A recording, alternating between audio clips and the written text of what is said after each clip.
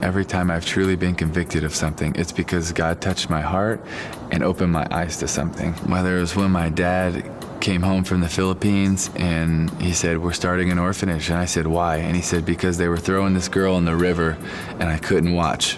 So you now have a younger sister." Whether I was 15 and I met Sherwin with his feet on backwards and everybody looked at him as cursed, and I knew I wanted to fight for people with special needs. Then the first time my dad called me to tell me that he had just purchased girls. And I was like, "What do you mean?" They were trying to sell them to him.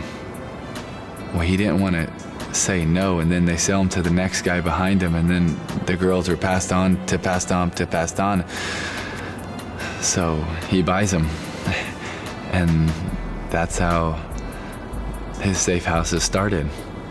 And then several years later, I've had the chance to go into multiple places, into multiple safe homes in which, because of our donor family, we've been able to build and take care of many girls and to support them and give them a family that loves them truly and shares the good news of the gospel with them. Because a lot of places we go are very underprivileged, where kids don't have the same opportunities.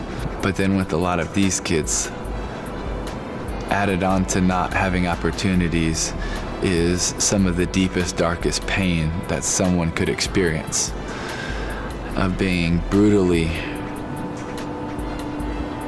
traumatized sexually over and over and over again, and then sold, and then being done over and over and over again.